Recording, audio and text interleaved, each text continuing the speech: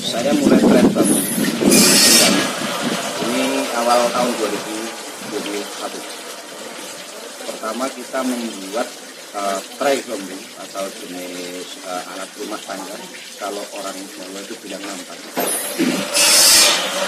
Dan itu kita olah, kita kirim ke Belanda, dan di Belanda itu kan lingkup Eropa, dari Belanda disebar ke 4 negara: Denmark, Prancis, sama Spanyol. Jadi Belanda, Denmark, Prancis, Spanyol. Nah, setelah itu saya mulai ada komunikasi dengan beberapa customer yang menginginkan bambu cendani untuk berbagai macam produktivitas, termasuk ada pagar bambu atau bambu roll seperti ini, ada siling bambu atau sejenis atap bambu. Dan sekarang saya saat ini mengerjakan progres Eternit bambu untuk hotel berbintang 5 di Borobudur, yaitu pelataran hotel. Nah, beliau ownernya menginginkan pencahayaan karena yang atas itu atapnya kaca. Jadi bambu roll ini tidak boleh ditata dengan rapat, tetapi ditata dengan ada selang, ada jeda. Jarak bambu itu kurang lebih 5 mm atau 0,5 cm. Nah, di sini proses bambunya memang cukup panjang dan harga bambunya sudah sangat mahal, sehingga harga ini juga menentukan juga. Jadi prosesnya itu penebangan, kita harus betul-betul pilih bambu yang tua untuk bambu cendaninya. Kita ambil dari berbagai daerah yang notabene adalah daerah pegunungan. Kita pilih yang tertua dengan usia kurang lebih 2 tahun. Kita harus berkoordinasi langsung dengan petani bambunya atau penebar bambunya untuk menentukan bambu sesuai dengan kualifikasinya. Nah, setelah ditebang, kita ukur kebutuhannya berapa. Kita harus betul-betul spesifik memberi penjelasan ke penebang bambu bahwa yang kita butuhkan itu dengan bambu ukuran pangkal itu 3 cm dengan panjang 3 meter, dengan kriteria bambu lumayan lurus, lurus wajar, bengkok wajar, dan tidak boleh cacat. Setelah sampai di sini, kita proses pembakaran. Jadi pembakaran itu fungsinya untuk menghilangkan jamur-jamur yang ada di bambu tersebut. Kedua, untuk mengeluarkan minyak yang terkandung di dalam bambu cendani ini. Karena bambu cendani ini punya keistimewaan, yaitu bambu ini berminyak. Jadi tanpa di finishing, bambu cendani ini punya keistimewaan bisa mengkilap atau bisa bersih sekali. Dan kalau semakin kering bambunya, maka akan semakin mengkilap kuning. Sangat bagus dinikmati atau dipandang oleh mata ketika kita sedang beristirahat atau sedang istilahnya bersantai. Jadi, selain bambu cendani yang kita kerjakan selama kurun waktu 2021 awal, walaupun musim pandemi, kita tidak pernah kehabisan akal untuk berinovasi, untuk menuangkan ide. Yang intinya kita selalu promosi melewati berbagai media, terutama sosial media ya, Facebook ya, atau Instagram atau WA, dengan mengerjakan model-model bambu yang lain seperti kap lampu, membuat lampu. Kita baru saja kirim dan ini sudah tidak ada sampel lagi karena memang sudah terjual semua dan tidak ada sampai begitu. Juga di tahun ini juga itu kirim ke Prancis. Kap lampu kita ada progres 4 kontainer. Kita baru kirim 2 kontainer, jadi masih ada 2 kontainer lagi. Dan ini baru jeda untuk karena kekurangan bahan baku dan kondisi sekarang juga kontainer lumayan sulit untuk keluar negeri. Tetapi selain itu juga kita mengerjakan Eternit dari anyaman bambu juga, yang sebenarnya itu pekerjaan awal saya, tukang gedek istilahnya, tukang bikin gedek terus dianyam, setelah dianyam kita pasang sebagai Eternit.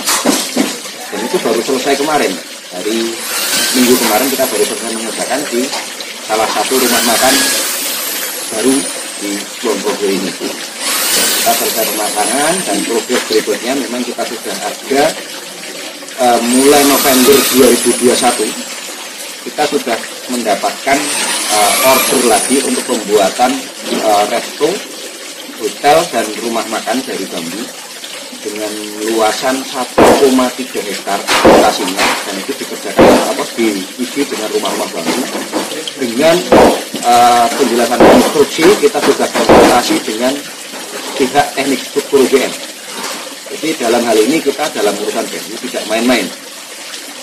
Berikutnya, kenapa kita harus bicara dengan teman-teman teknik struktur? Itu karena itu sebagai bentuk pertanggungjawaban selaku pelaku kegiatan olah bambu.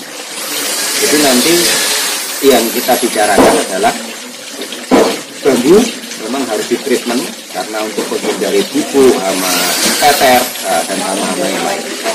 Jelas. Satu konstruksi itu bukan hanya sesaat, konstruksi itu diusahakan selama mungkin. Kalau ditreatment kecuali alam, kita bisa bertanggung jawab dengan kurun waktu 10 sampai 15 tahun. Tetapi kalau alam kita belum bisa membantah. Misalnya, jadi bambu itu kalahnya dengan alam. Misalnya kena ampias air, terus kepanasan, terus secara kontinu. Nah, akhirnya bambu itu akan berkurang kekuatannya. Atau kena panas terus menerus, itu bambu akan pecah kalau dalam konstruksi gelondong. Jadi kita berpikir bagaimana caranya bambu itu terlindung, tidak terkena sinar matahari secara langsung, sehingga ketahanannya bisa melebihi 20 tahun. Progres kita untuk akhir 2021 sampai dengan awal 2023. Saya mulai di bambu itu kan 2003. Ide-ide itu selalu muncul dengan sendirinya, jadi membuat inovasi itu. Tetapi yang membangkitkan saya untuk berinovasi bukan karena saya pribadi, tetapi didukung oleh keinginan pasar. Itu satu. Kedua, ketika keinginan pasar itu meminta ke kita, saya minta yang seperti A, seperti B dan seperti C, itu kita harus mau mengikuti itu. Itu satu. Kedua, ilmu itu sebenarnya termasuk apapun, termasuk saya juga dari ilmu bambu, itu kita mudah menemukan model-model baru, baik dari bambu ya, dari anyaman bambu, dari tumbler, dari tempat apapun, dari botol bambu atau belajar dan sebagainya. Itu ide muncul dengan sendirinya karena melihat limbah. Jadi yang saya kerjakan di bambu ini, barang-barang kecil itu dari limbah sebenarnya, tapi bisa bernilai lebih daripada bahan utamanya. Nah, ide itu juga muncul karena saya kalau diminta seseorang untuk berbagi tentang ilmu yang saya miliki, saya merasa mudah dan tidak pernah keberatan. Jadinya ketika saya bagikan ilmu gedek saya, besok akan muncul ilmu baru yang secara tidak sengaja kita terima, tapi itu sudah karunia Tuhan. Kenapa pasar bambu semakin menggila, istilahnya semakin menggila, semakin luar biasa di era 2010 sampai sekarang? Itu karena apa? Karena nuansa etnik itu satu. Kedua, mereka kepingin kembali ke masa lalu. Jadi dulu itu sudah pernah ada pengerjaan seperti ini. Itu zaman kakek moyang kita sebenarnya, bukan zaman. Jadi mereka melihat sesuatu kala itu, terus mereka teringat atau bahkan membaca buku atau sebuah keraton atau sebuah masjid kuno yang didirikan, misalnya di Lombok misalnya kan ada masjid yang menggunakan dinding-dinding bambu. Itu dindingnya seperti ini. Jadi mereka kembali ke masa lalu itu dengan pembuatan seperti ini. Jadi ide bukan muncul dari saya, tetapi permintaan pasar. Minta seperti ini, tetapi dengan kriteria tertentu. Nah, ketika custom itu ke saya, Pak, saya dibuatkan model bambu seperti ini untuk atap, untuk Eternit. Nah, saya idenya apa? Kalau bambu biasa nanti kurang bagus. Ini harus pakai bambu cendani. Karena apa? Bumbu cendani tidak perlu finishing banyak. Kita cukup dengan bakar, minyaknya muncul nanti akan mengkilap dan sangat bagus. Lalu customer minta sampel, kita sampelkan dengan bambu biasa dan bambu cendani. Akhirnya deal dengan bambu cendani.